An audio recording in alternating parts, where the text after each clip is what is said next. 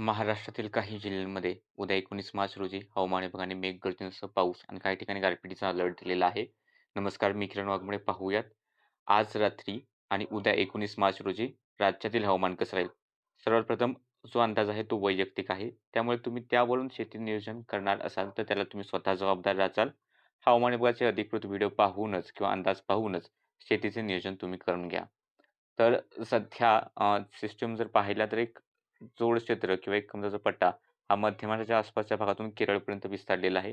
उत्तरेकडे पश्चिमी आवर्त आलेला आहे. त्याच्यामुळे चक्राकार वारे राजस्थानवरती बनलेत आणि या सिस्टमच्या आसपास पावसाचे ढग आजही पाहायला मिळत आहेत आणि काही भागांमध्ये आज पुण्यातही काही ठिकाणी गारपीटच्या घटना झालेल्या आहेतच.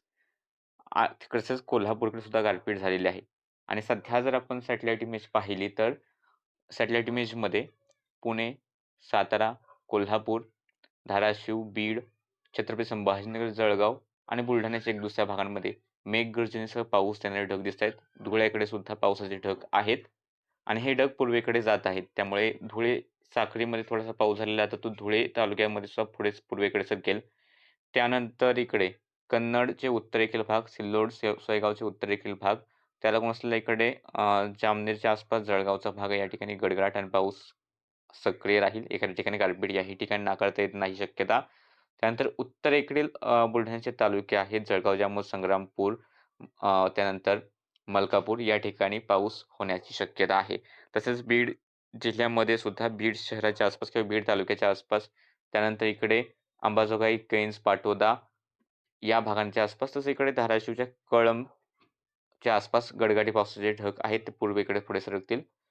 आणि इकडे कोल्हापूरकडे पाहिलं तर कोल्हापूर शहराच्या आसपासच्या भागांमध्ये उत्तरेकडे पन्हाळ्याच्या आसपास आणि शिरोळच्या आसपास गडगडी पावसाचे ढग आहेत. तसेच इकडे बुदरगडच्या आसपास थोडासा गडगडी पावसाचा ढग आहे. साताऱ्यातही फलटणच्या आसपास गारपीट झाल्याचं कळतंय. आता सध्या मानच्या आसपास पावसाचे ढग दाटलेले आहेत.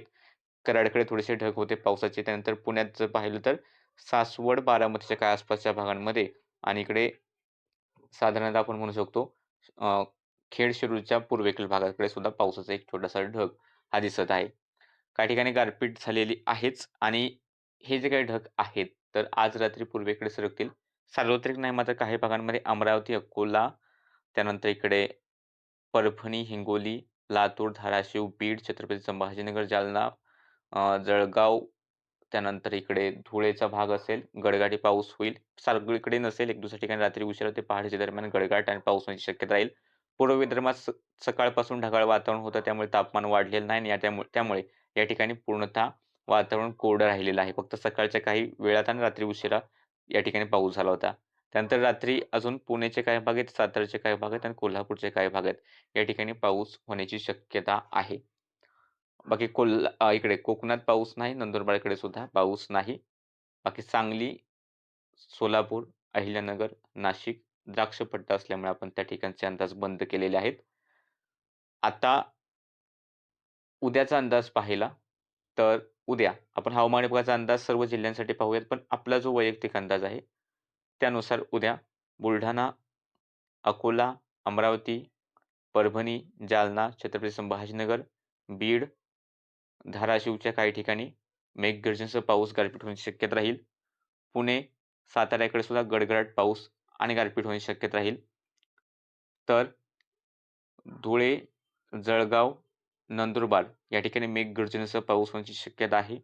कोल्हापूरमध्ये एक दुसऱ्या ठिकाणी उद्या गडगडाट आणि पावसाचा अंदाज कायम राहील. त्यानंतर नागपूर, भंडारा, गोंदिया, चंद्रपूर, गडचिरोली, वर्धा, यवतमाळ या भागांमध्ये सुद्धा मेघगर्जना आणि काही ठिकाणी पाऊस होण्याची शक्यता राहील. वाशिम, हिंगोली, नांदेड, लातूर या जिल्ह्यांमध्ये स्थानिक पातळीवरती ढगनिर्मिती कशी होते त्याच्यावरती पाऊस अवलंबून आहे.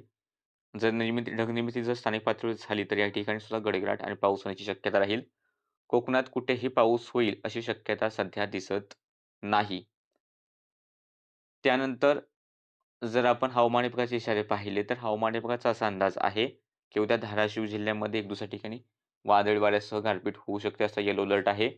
हवामान विभागाने नाशिक पूर्व, अहिल्यानगर, बीड, परभणी, जालना, छत्रपती संभाजीनगर, जळगाव या जिल्ह्यांमध्ये सुद्धा गारपीट होण्याचा ऑरेंज अलर्ट दिलेला आहे. संबंधित अंदाज हवामान विभागाचे आहेत. माझे हे वैयक्तिक अंदाज नाहीत. यावरून तुम्ही तुमचं शेतीचं नियोजन करू शकता. त्यानंतर नंदुरबार, धुळे, नाशिक घाट, पुणे घाट, सातारा घाट, कोल्हापूर घाट त्यानंतर कोल्हापूर पूर्व, सांगली, सातारा पूर्व, पुणे पूर्व या ठिकाणी मेघगर्जनेसह पाऊस होण्याचा अलर्ट हवामान विभागाने दिला आहे. तसेच सोलापूर, लातूर, नांदेड, हिंगोली, अकोला, अमरावती, यवतमाळ, वर्धा, नागपूर, भंडारा, गोंदिया, गडचिरोली, चंद्रपूर याही जिल्ह्यांमध्ये हवामान हवामान विभागाने आणि इकडे रत्नागिरी येथे हवामान विभागाने मेघगर्जनेसह पाऊस होण्याचा येलो अलर्ट दिला आहे. तर मुंबई, पालघर, ठाणे, रायगड आणि सिंधुदुर्ग या जिल्ह्यांमध्ये हलका पाऊस किंवा हलकी गर्जना होईल असा हवामान विभागाचा अंदाज आहे. तर बुलढाणा आणि वाशिम या जिल्ह्यांमध्ये हलका पाऊस होण्याची शक्यता आहे. मात्र धोक्याचे इशारे या जिल्ह्यांना हवामान विभागाने दिलेले नाहीत. बाकी सध्याच्या अपडेटमध्ये इतकंच. असेच हवामानाचे अंदाज पाहण्यासाठी चॅनलला सबस्क्राईब करून ठेवा.